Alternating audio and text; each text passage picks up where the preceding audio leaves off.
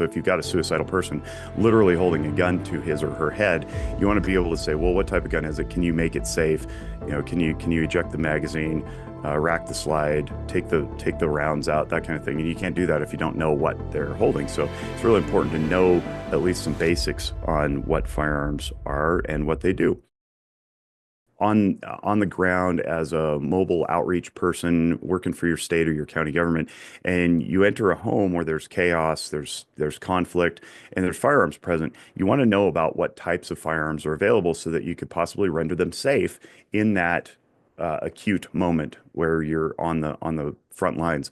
Dispatchers or people manning a crisis call center, perhaps, or the text line, they've only got one sensory organ going on. It's usually their hearing, and they don't necessarily have the ability to lay eyes on what's going on. So if you've got a suicidal person literally holding a gun to his or her head, you want to be able to say, well, what type of gun is it? Can you make it safe? Can you eject the magazine, rack the slide, take the rounds out, that kind of thing. And you can't do that if you don't know what they're holding. So it's really important to know at least some basics on what firearms are and what they do. All right, let's talk about veterans and law enforcement. So, about 1.5 times the rate of non-vets when adjusting for population differences is our new suicide rate. So, veterans take their lives about 1.5 times more frequently than non-veterans. You hear this 22 a day.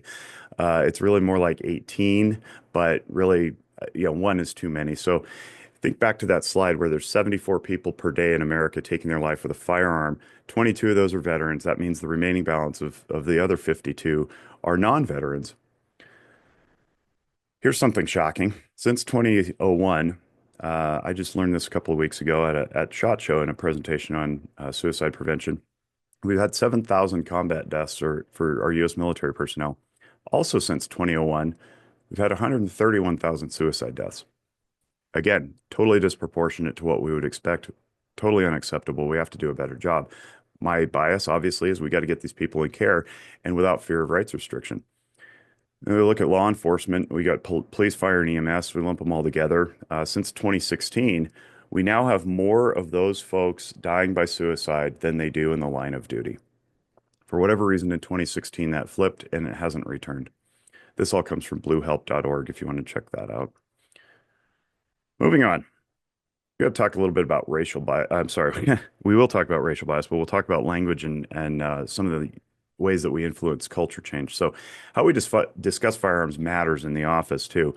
So, when we say responsible, what do we mean? Well, we try to define that as preventing unauthorized access. So, who could be unauthorized? Well, certainly children, maybe the burglar, the intruder, but also maybe you in a time of crisis. Maybe you're the person who should be unauthorized to have your own guns.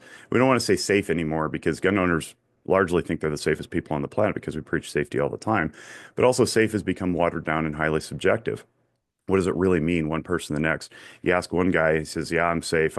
All my guns are safe. I'm the safest person on the planet." And I say, "Well, how do you store them?" He said, "Well, they're around my house everywhere. I got one under every couch cushion and on top of every appliance." So I go, well, is that responsible now? Are they unsecured? We want to change the language from accidental to negligent. Accidental sounds like, it was just up to the cosmos. Negligence says that somebody is responsible and accountable for the bad incident that happened. So we try to push language change. And then how are they kept? We want to prevent access in times of crisis. And we also want to discuss storage versus staging. If you're storing a gun, it's usually for a long period of time. If you're staging it for quick access, in time that, somebody breaks in your window and wants to do bad things to you or your family or steal things from your home, that would be staging. Staging on a person's body for concealed carry purpose would not be storage. That would be staging. And we want to know these things. We want to know this language and we want to be able to converse competently with our firearms owning people. And then how are we storing it or staging it? Safes versus locks. All right. So how can you help? Great. Glad you asked. Cultural competence. Here's some books that I recommend picking up. There's the two books from Pirelli, The Green and the Red. Gun Curious by David Yamani is an outstanding read. And then Integrating Firearm Injury Prevention into Healthcare is the compilation of a workshop from the National Academies of Science, Engineering, and Medicine. Talk about how they're stored. Anything that delays the ability of a suicidal person to have access can protect them. So it doesn't mean that gun ownership has to be restricted, just access at times of risk. And we talk about something called cause a pause. If you cause a pause in between, then you can potentially save a life. So I'm going to play this real quick, and I hope the sound comes through.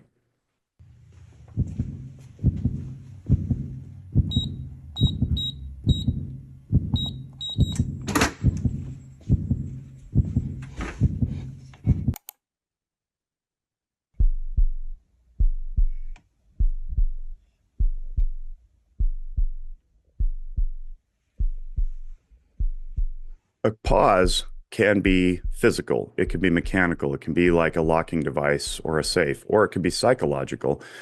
Now, that's Mike Sedini, founder of Walk the Talk America. He's put pictures of his daughters in there, and that's his hand going into his safe. And he thinks that, well, in a time of crisis, this is probably the thing that's going to keep me from following through with that impulse, right? So it can be a trinket, it can be something important, some goal that you want to strive to achieve, but something that causes a pause. And then finally, screenings. Screenings are available almost anywhere. We know what screenings can do. They help improve personal awareness. You can tune into your symptoms. You can communicate better. So we invite people to take free and anonymous mental health screenings in order to gain insight.